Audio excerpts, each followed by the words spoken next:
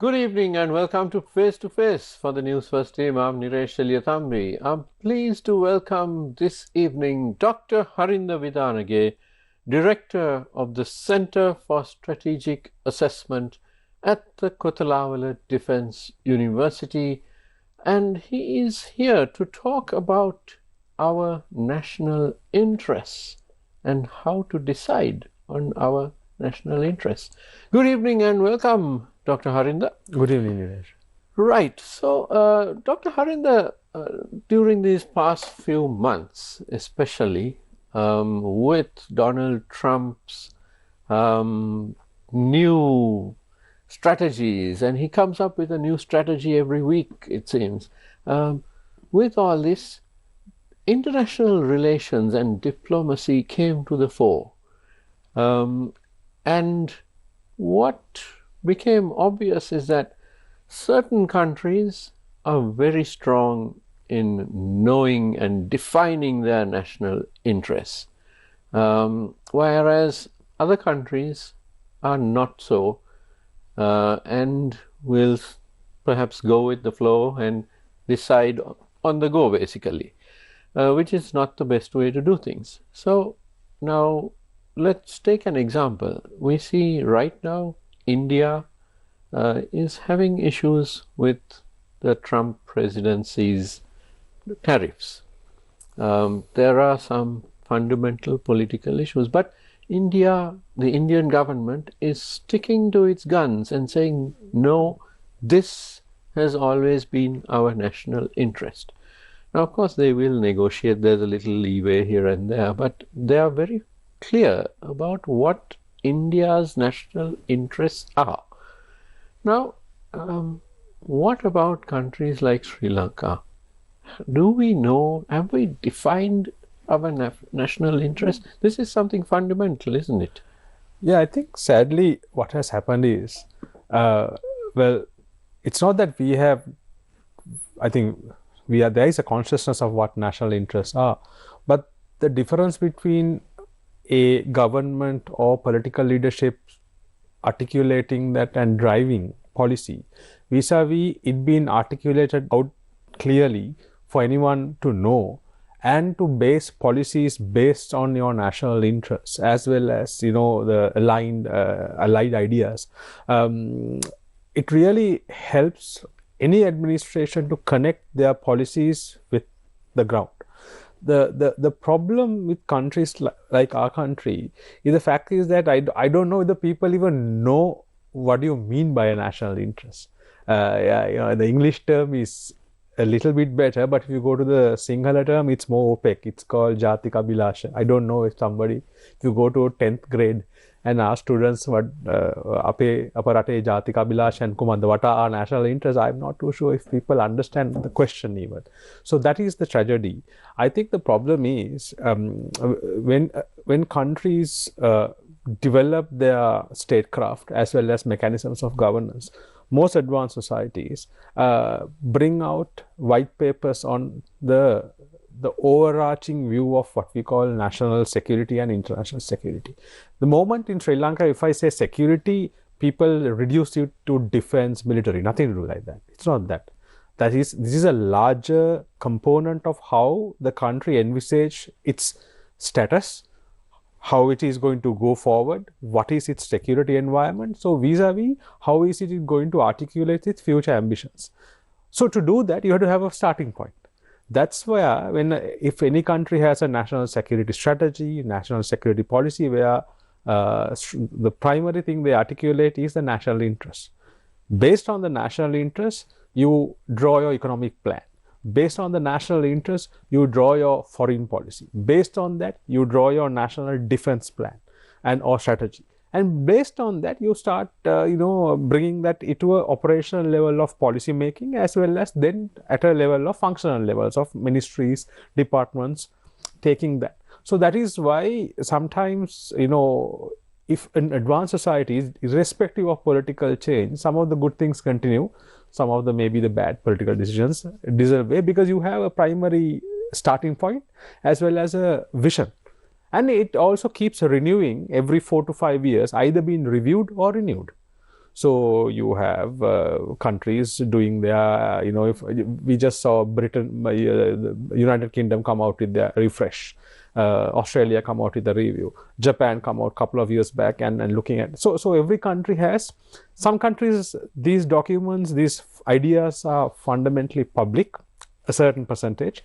Some of these ideas, for example, India still doesn't have a publicly articulated national security policy, but it is articulated to the system. So if you're a public servant, you know exactly where you want to go.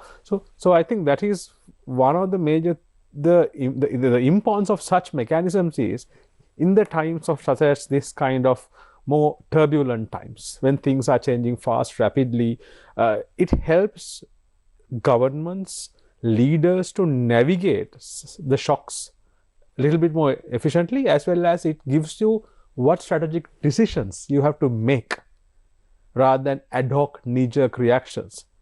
And it also gives people like you to ask the right questions, because the problem now is we don't ask the right questions, neither do we have the right answers at both ends, because we are minus the understanding of these fundamentals. That's why it is valuable. Now, Dr. Harinda, it strikes me that in Sri Lanka, our politicians tend to decide on policies. Yes, every ministry comes out with a proper policy once in a way. It's been done before for decades, and then all that just gathers dust on a shelf, and the politicians generally have decided what to do.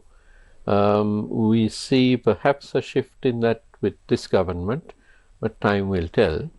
They are formulating policies, but then it's all about sticking to the policies as well. But how does one formulate these policies? Who is it who gets involved? Because you can't just have a bunch of political leaders. They are perhaps not the best suited.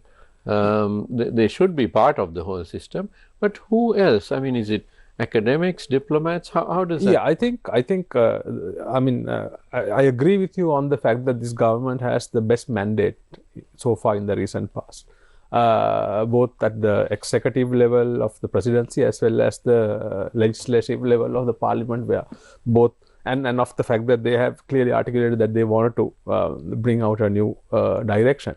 The challenge is when you are thinking of articulating future policies as well as articulating a clear strategy, there you have to have what we call a process. I mean, it's a process. It's not like it can't be ad hoc.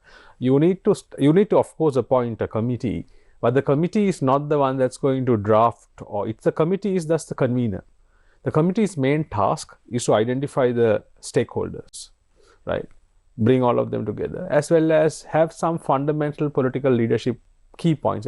I mean, any policy or any guiding principle will be political, because that is the aspiration of the political leadership of that time. So every country has there, for example, you have the Trump, if you look at the Trump's White House website vis-a-vis Joe Biden, vis-a-vis Trump, it's significantly different.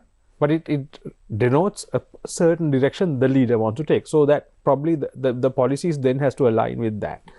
Political ambitions always come, but it has to be at a scale where there is a multi-stakeholder engagement. So it's not just academics. It's not just, it has to, so I think because it's such a complex process, that is why countries start with mostly these days either with what we call the National Security Policy, NSP initiatives, or National Security Strategy Initiative. It's called the NSS. So that's why I said, the moment we say security, some people might think it's securitization. No, it provides, because security is a fundamental bedrock of a state's existence. So that is why you take the national security strategy first. You bring in multiple stakeholders. They can be academics, they can be defense people, they can be corporate sector. And then they carve out some of the basic ideas that they bring, and of course the legal fraternity, because the constitution, minus an articulated national interest document, the constitution becomes the primary document source where you take your national interest. For example, the sovereignty of the country, indivisibility of the country, things like that. These are national interests. But how do you achieve that? Achieving national interest is very much linked to national security. That is why you start with the national security strategy. Every country does it. Most countries does it. So once you identify that, like the reason why you do it is only in an NSS you do the strategic analysis of the environment, then what we call the security environment. Again, it's not about defense alone, but it's about, for example, what is the environment, how conducive is it for business, what are the major trends, what are the major challenges, for example, in the Indian Ocean region, what are the potentials we have, where should our foreign policy be, be kind of, engineered architecture. Otherwise, we are having always three debates in Sri Lanka, whether it's non-alignment, neutrality, or whether we should take a side. That is the question you all ask people, and then people and experts also have to justify it. It happens in a vacuum. How does this fit in? Happens in the larger architecture you make when you do the assessment.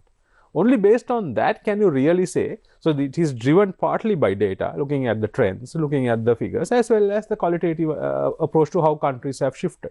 So, for example, we keep saying China, we keep saying India, but we have to take into stock, for example, if we are referring to a China 14 years back, the China that aligned with our kind of ambitions when we were in the final stage of the war, the China that supported the effort, but that China is no longer that China now, right? It is pre-Xi Jinping China. We really don't know if this China will looks at Sri Lanka the same way. I mean, this is example. So to understand those nuances, you need to do the assessments.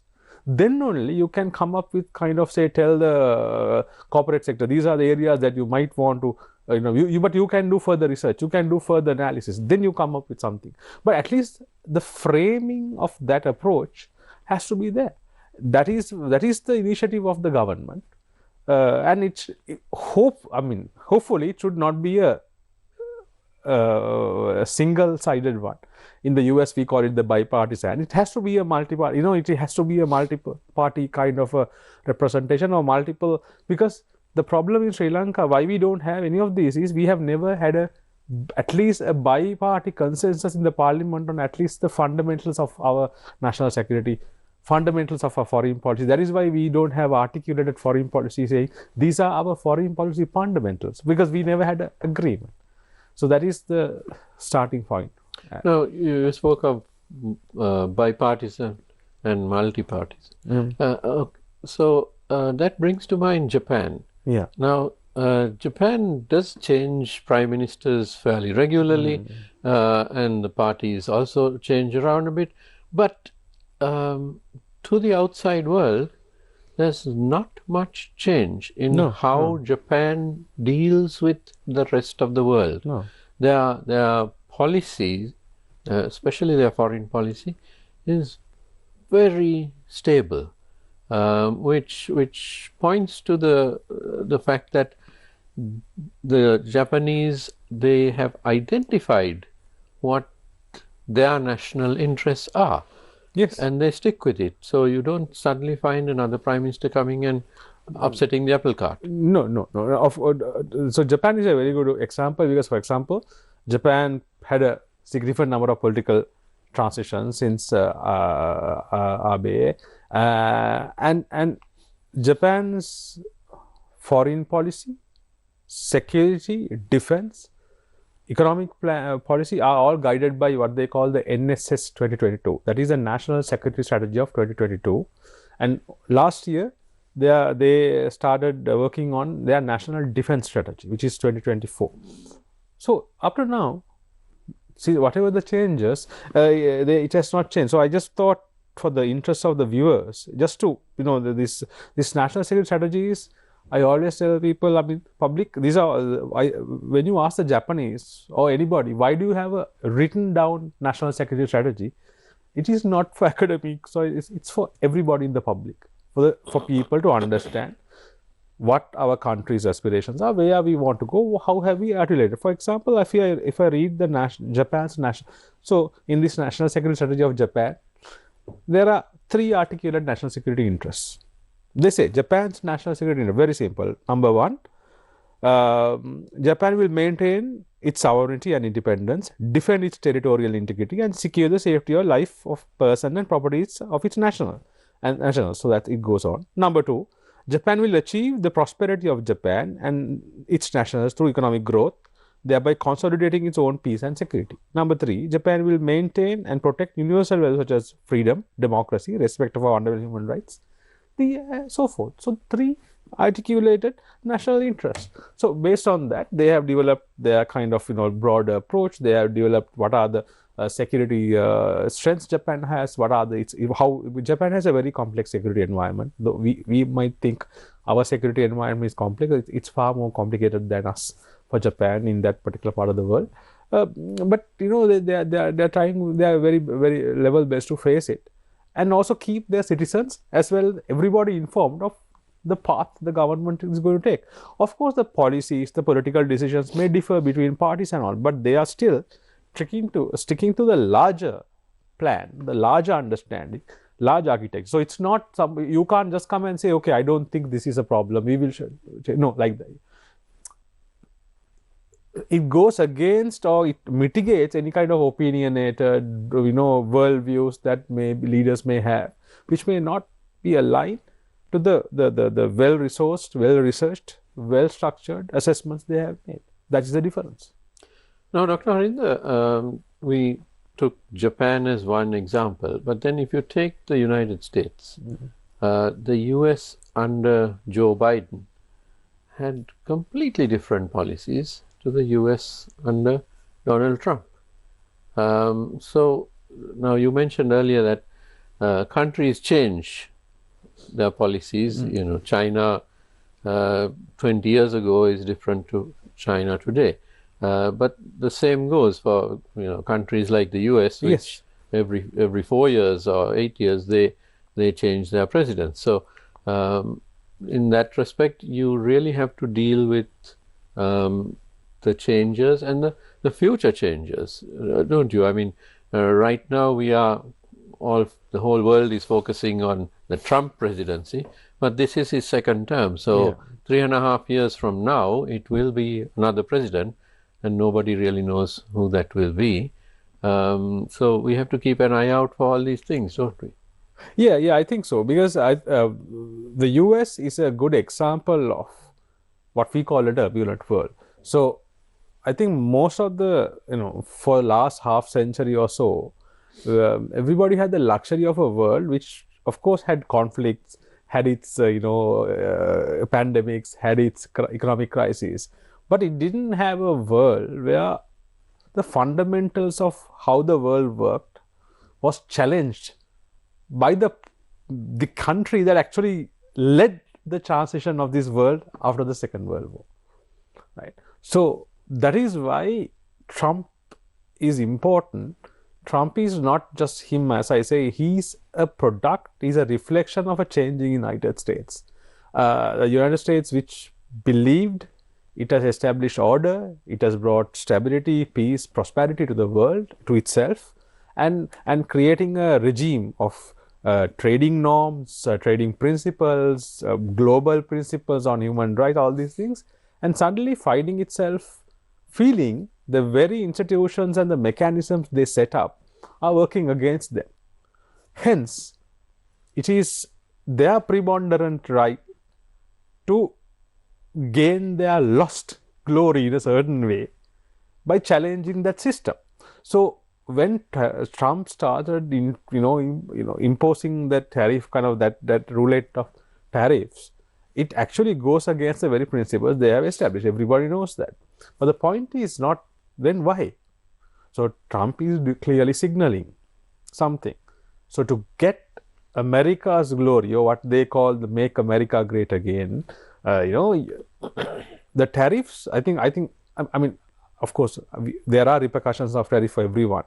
But being a strategist, I have to see through certain things. Our job is to see more through what we are having, the conversation we are having now.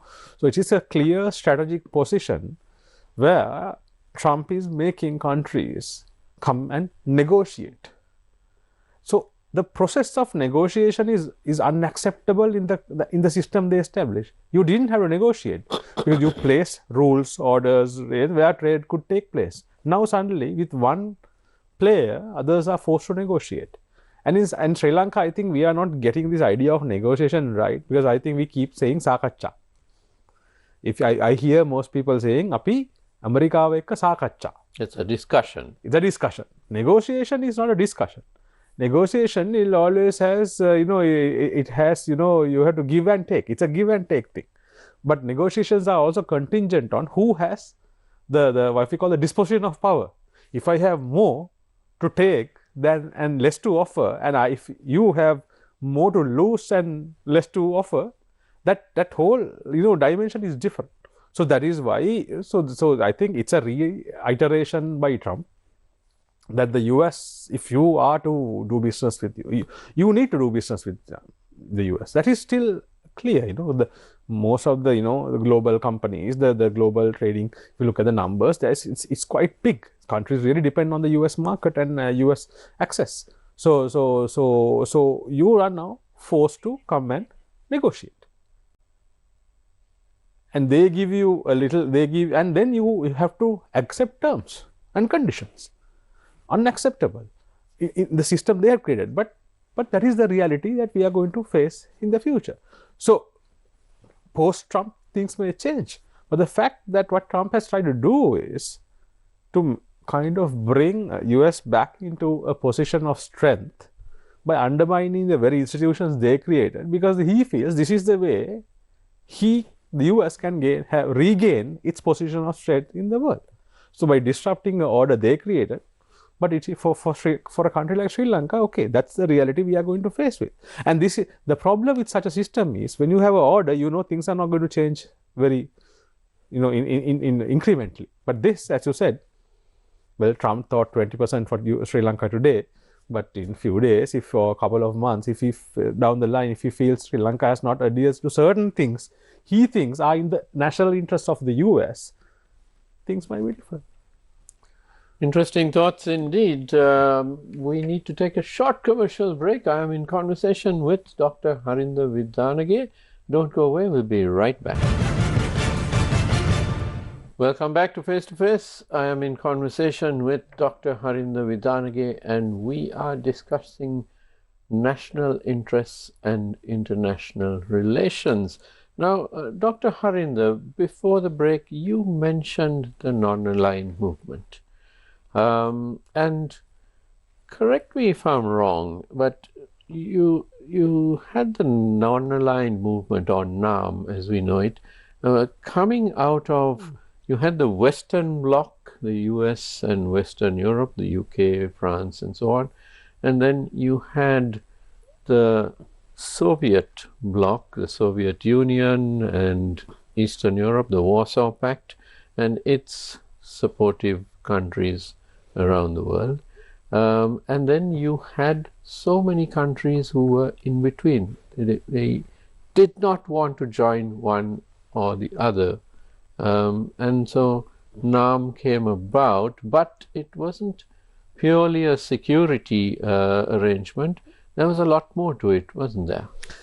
Yeah, I think the non-alignment movement, non-alignment as an idea and non-alignment movement as the vehicle of that, it came at a particular time and space and a particular context where you had, as you said, the two divisions, and then also you had a series of countries which came out of what we call the decolonization process. So a lot of new countries, new nation states, but in different levels of political maturity. So I mean, one of the things people still can't wrap around is why are we in this so-called third world, or why are we in this global south? Why are we destined to be like this?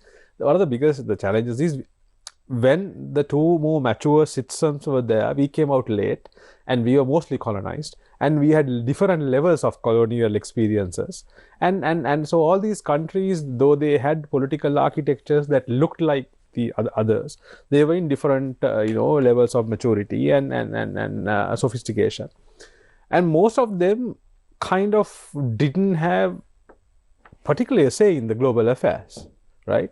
So non-alignment is a kind of from a political perspective at an international level, it was about trying to what we call gather up to align together to create an amplified voice that may be taken seriously because you have numbers, but it's nuance. But at the very core of the values of non-alignment, I think this is what we are missing, because we never have we go by the literal meaning of non-alignment. So that is what has happened in Sri Lanka. I hear so many debates about non-alignment. We take the idea literally by the meaning of literal meaning. But non-alignment actually, in a larger sense, was what, as even Nehru pointed out those days, who was a major architect of, was non-alignment was not about being not aligned. It was mostly about another option, what we call the third way. So, for example, if you look at global affairs of the 20th century, it was about whether you create a capitalist system, whether you go with the capitalist bloc or you go with the communists. So, instead, what if there was a third way, right? So, this idea of the third way and the fact that the ability for countries to pursue that third way was the larger sense of non-alignment. Of course, countries embraced it in different ways. How and how it became a movement, how it tried to kind of work with the rest of the world. Of course, that is a long story. I don't think that is very relevant in this conversation, but that is non-alignment. So what has happened in the 21st century is the fact that some of the conditions that was in the 20th century for non-alignment has disappeared. But a new set of conditions are there, a new set of, it is based on countries, foreign relations are based on the global environment. First is a regional environment. For example, for Sri Lanka, before we think of the global environment, we have to look at our regional environment. How has things changed? So because the India that we are dealing with today is definitely not the Nehruvian India. The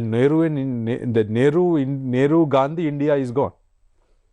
This is the India that came up, that is being reshaped, redefined. I mean, is emerging under BJP-led, Modi, led in India that came after 2014. Same with China. Same with the United States. If you look at the world, it has changed. So, I think foreign policy decisions where we, pitch our bets cannot be held hostage in the same parameters we kind of adhered in the 20th century. But that doesn't mean we totally need to dish them. There are certain, so this idea of the third way is still very valid. I think if you look at this whole, you refer to the spat between the US and in India. So I think from an Indian perspective, this is a price India is paying, not for being, it's not the term, not being non-aligned, but pursuing the goal of what we call sovereign autonomy. That is a goal countries play or try to achieve when they feel they have the heft and they have the ability to benefit and leverage global contradictions to your own interests without also harming the countries that you deal with. So I think the Americans are not very comfortable with India's pursuit of strategic autonomy. Of course, Americans need India very much in their strategic ambitions, such as containing China, such as being the largest democracy in the Asian region, especially in the Indian Ocean region. So you need, but the same way they have this problem. So I think it's articulated in a different way. That is why India is saying, when Trump is saying, you buy Russian oil, the Indians are saying, of course, you also trade with Russia. It's different aspects of trade. You trade more with Russia than we do. So why are you telling us to stop trading oil with Russia? Because you also trading. The West is still trading with Russia because Russia has certain things that the West and the Americans need. So why are you having a double standard? That's what India is asking. Now, let's look a little deeper at this India-US situation. Is there a certain element of a backlash against India for its rapid rise and its emergence as it's a regional power and perhaps a bit more than a regional power? And of course, for decades, India didn't project that. They were very insular for many decades after independence, but now they are going out to the India very much in their strategic ambitions, such as containing China, such as being the largest democracy in the Asian region, especially in the Indian Ocean region. So you need, but the same they have this problem. So I think it's articulated in a different way. That is why India is saying, when Trump is saying, you buy Russian oil, Indians are saying, of course, you also trade with Russia. It's different aspects of trade. You trade more with Russia than we do. So why are you telling us to stop trading oil with Russia? Because you also trading. The West is still trading with Russia because Russia has certain things that the West and the Americans need. So why are you having a double standard? That's what India is asking. Now, let's look a little deeper at this India-US situation. Is there a certain element of a backlash against India for its rapid rise and its emergence as it's a regional power and perhaps a bit more than a regional power? And of course, for decades, India didn't project that. They were very insular for many decades after independence, but now they are going out to the world, and it's not just about India as a country. There are millions of Indians living in countries like the United States who are making a huge difference. So is there a certain backlash here which is happening? Yeah, I think there is a backlash. The backlash is happening because for the reasons you said, what I said earlier, it's the reiteration of the fact that India, when a country is growing, when a regional power is growing, when it's very clear that some of its capabilities are not just regional, it has a global reach. While it's still in the nascent stage, you can still, there is no comparison between the Indian capability and the US, for example. India is still quite behind, but India is growing. Is same with China. So I think what Indians, but India, as you rightly pointed out, started to kind of showcase that. The confidence in Indian statecraft, the confidence among Indian diplomats, business community, India's large reach to global investments, taking over European giants, automobile industry, mining, space industry, technology. I think that actually is a sign of India pursuing what we call the strategic autonomous goals. But India wanted to grow in their own terms. That is the challenge. India is now facing the backlash. Because India, as sovereign autonomy, is that sovereign autonomy, the pursuit of sovereign autonomy is kind of arguing that we will grow in our own terms, and we don't want to be restricted by your framing. So in that context, we are not going to tell and take a position that Russia invaded Ukraine and Russians should be, hence there should be sanctions. No, we don't see it in that framing. You do, but we look at it in a different way. So that, I think, has not gone well with a Trumpian presidency, because Trump doesn't like nuances. I don't think Trump presidency likes to look at the big. I mean, he doesn't take complex views, because he's kind of very keen. There are things that can run, and deals can be made, deals can be struck. So I mean, if you look at the language, the way he frames things are very simplified cagings. I think that's where the biggest contradiction is. Now, if you look at the global situation, Dr. Harinda, do you see a certain weakness in global leadership? And I'm referring to, if you look back a few decades, when you had very tough, respected statesmen and women, people like Marshal Tito, Nehru, Mrs. Indira Gandhi, Gamal Abdel Nasser of Egypt, and at that time even Mrs. Sirma Bandaranaike was well known, although we didn't have much clout. But there was a certain level of respect for such leaders. Do we see less of that now among global leadership? I think it is also a product of the time. It is not the fact that we lack global leaders. It's a fact that we have all returned to the more regional and domestic interests. So the best people perceive, now for example, take the United States, up to Obama, they were trying to fix global problems. Look at the COPs, the environmental, the climate funds, and all championing of, but they are systematically being dismantled. If you look at all the American withdrawals from UN institutions and UN agencies, so that people can say that's a decline of global leadership, but it is a reassertion of strong domestic national leaders, which every country feels is a need of the hour.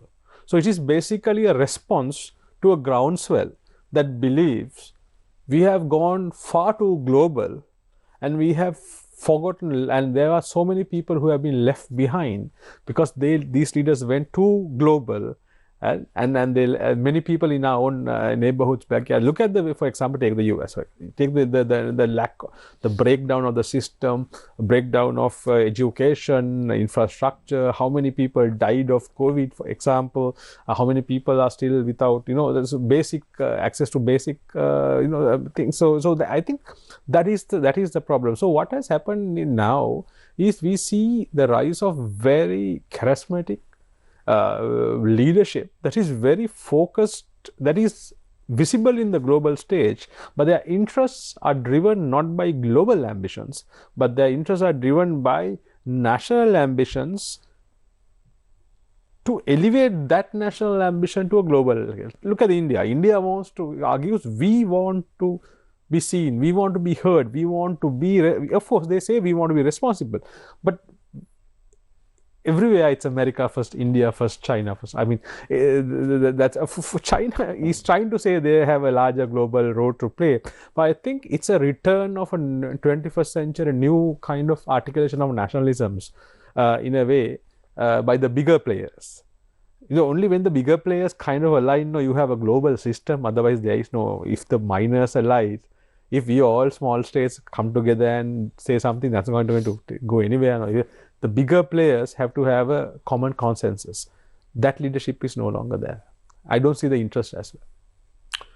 Interesting indeed. Now, let's look at the rise of commerce, the economic factor in the determining of national interests. And here, once again, we in Sri Lanka, do we know what our economic interests really are? And also our opportunities when it comes to that. I mean, yes, we have our interests, but then do we look at the global opportunities and do we work towards them? Is there something lacking there? I'm no economic expert, but even the very little understanding I have, I feel very disappointed in the way we try to understand global trade. I think one of the, we are in a time when there is a huge debate around education reforms.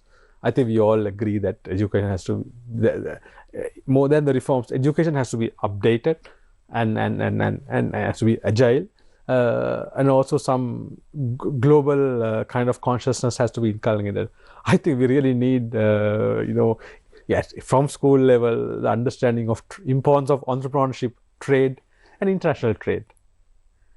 I think we really lack the understanding, the imagination of that. Because of that, we have been consistently failing to strategically frame our trade ambitions.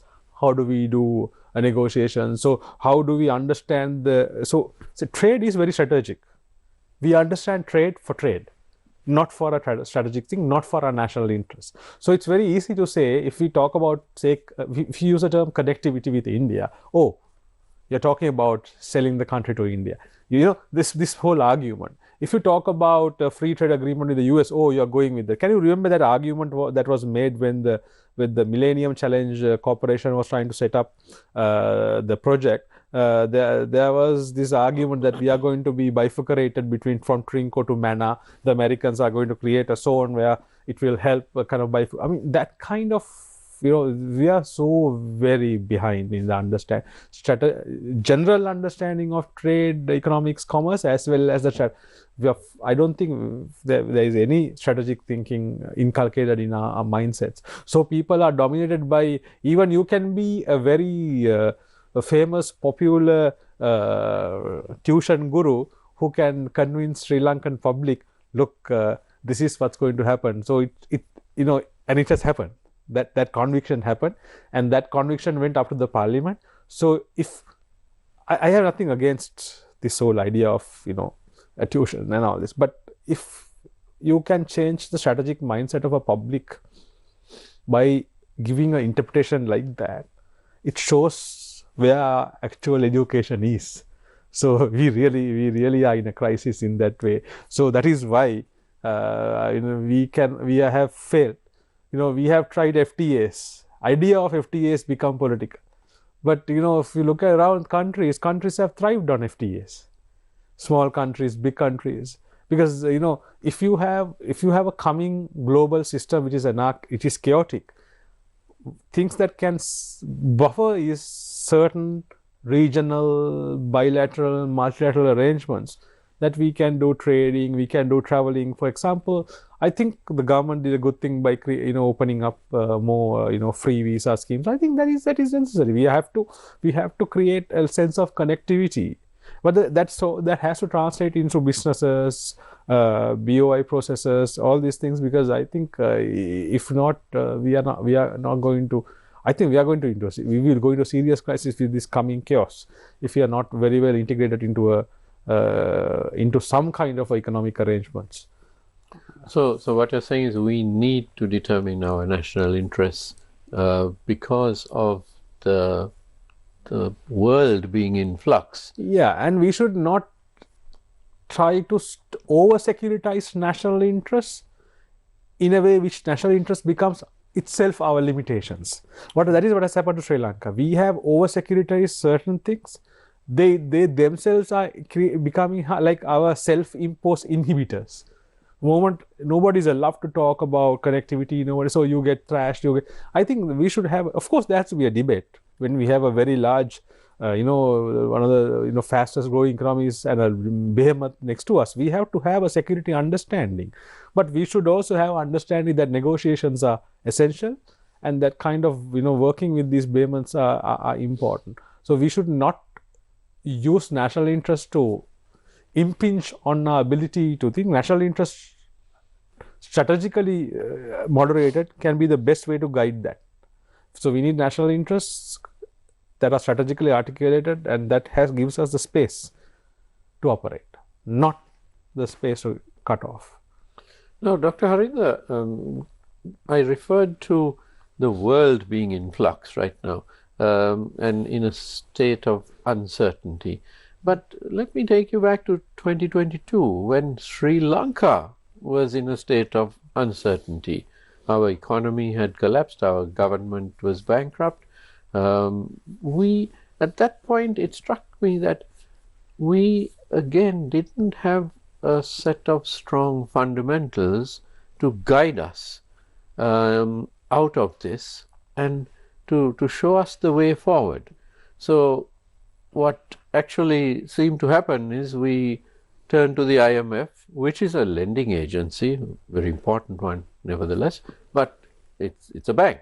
So it shouldn't have been the be-all and end-all, and that became a political football because we didn't seem to know what our goals were nationally, our national interests, and how we were going to get out of this situation.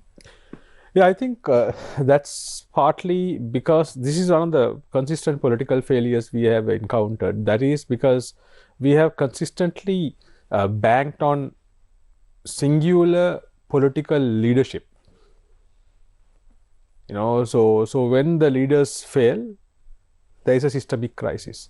So I don't say we should not. Of course, people always look for a leadership. But parallelly, the leadership's responsibility is building this up into creating, so at least hopefully, let's see if this government does it, to create these fundamentals, to create a larger platform instead of institutional processes that safeguards and is able to, to have certain continuity in certain critical areas. We can't afford to have political failures aligned to state failures. No, Japan had last few years so many political failures, right? Leaders being shot, leaders losing power. Not just Japan, many countries. But you don't see the system for failing, right? So we really need to build that fail-safe. The only way to build Sri Lanka's fail-safe is to have a clearly articulated, agreed upon set of principles that Sri Lanka should actually pursue, at least in the context of security, economy, foreign policy. If we consistently fail to articulate them, again, there is no point even a government coming with a 100% mandate if they fail to do this, because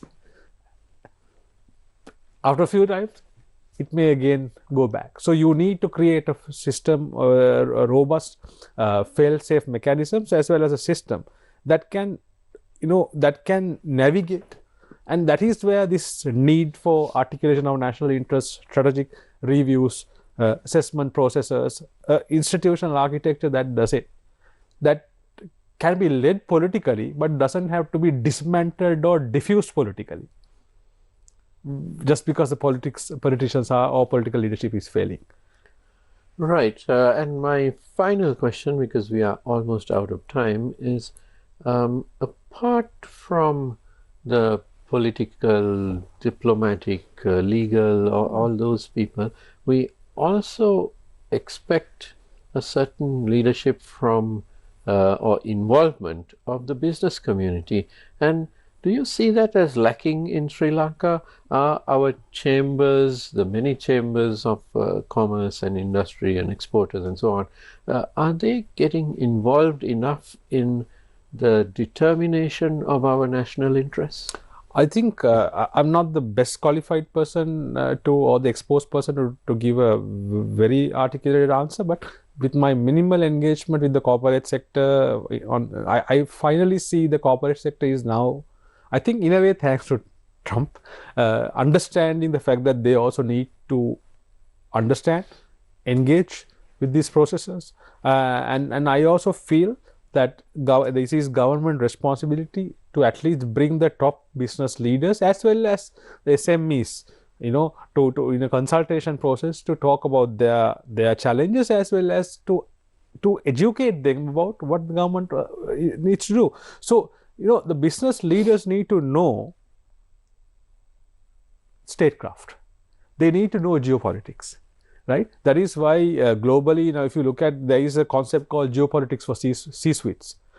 Business leaders need to know the CEOs, CFOs, CEOs need to understand the geopolitical environment. If not, they can't guide their businesses.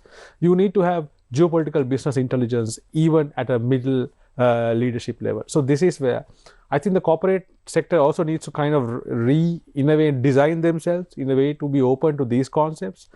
They are doing functionally well. They were doing, but they now need to do more than business. That's why there is the idea that every company also have to have their foreign policy. There's idea like that. So I think we should be, it's a two-way thing. They should come in and they should be brought in. Excellent. And I'm afraid we are out of time. My thanks to Dr. Harinda Vidanage, Director of the Center for Strategic Assessment at the Kotalavala Defence University. Thank you very much, Dr. Harinda, for being with us. Thanks, Nilesh. It's always a pleasure to have a conversation with you. Thank you for having me.